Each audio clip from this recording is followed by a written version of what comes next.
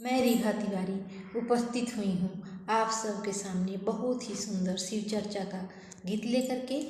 तो चलिए हम आप लोग को गाना सुनाते हैं और मेरे चैनल को लाइक सब्सक्राइब कमेंट जरूर कीजिएगा। तो चलिए हम आप लोग को गाना सुनाते हैं। भंगिया के करतानी खेतिया हो, चर्चा करब दिन रतिया।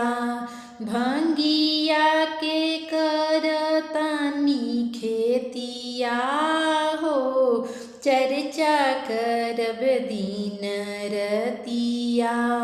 करब दिन रतिया हो, करब दिन रतिया।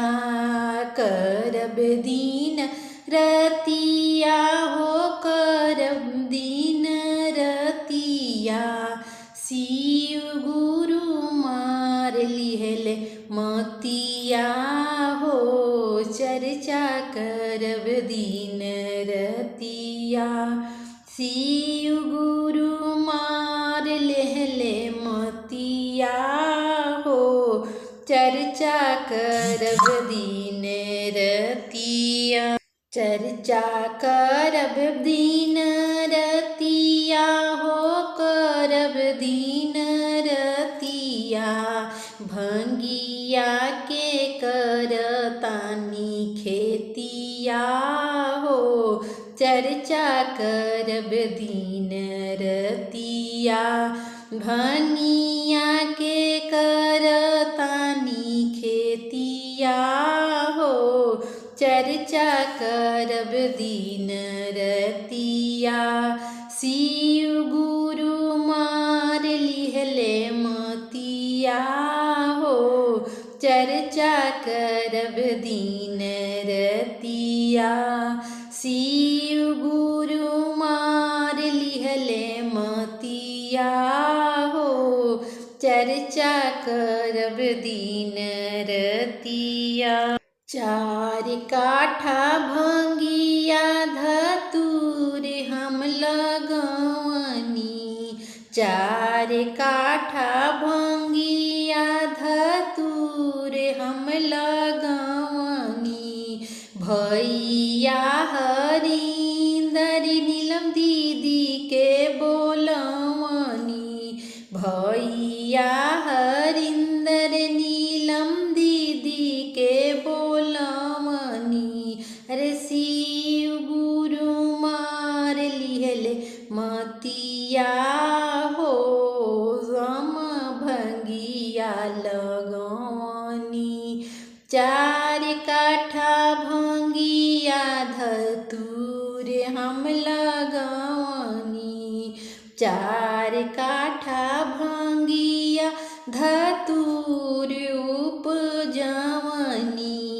भैया हरिंदर नीलम दीदी के बोलवनी। सुबह शाम बोत्यानी मटिया हो, चर्चा करब दिन रतिया। सुबह शाम बोतानी मटिया हो, चर्चा करब दिन रतिया। भंगिया के करतानी खेतिया हो, चर्चा करब दिन रतिया। भंगिया के करतानी खेतिया हो, चर्चा करब दिन रतिया।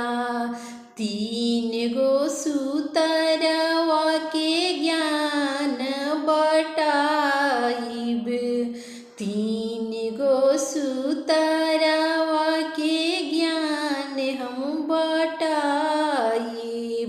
गावे गावे घूमी शिव चर्चा कराइब।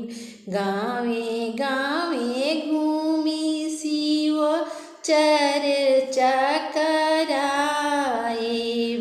नमः शिवाय के रटनवा हो, चर्चा करब हम अंगनावा।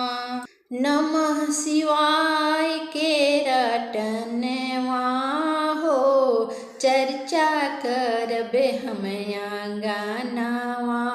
शिव गुरु मान रहले मतिया हो, चर्चा करब दिन रतिया। शिव गुरु मार लिहले मतिया हो, चर्चा करब दिन रतिया। भंगिया के करतानी खेतिया हो, चर्चा करब दिन रतिया। चर्चा हम करब दिन रतिया हो, हम करब दिन रतिया। शिव गुरु मार लिहले मतिया हो, चर्चा करब दिन रतिया। शिव गुरु मानवा के श्रद्धा पुराई है, शिव गुरु मानवा के श्रद्धा पुराई है।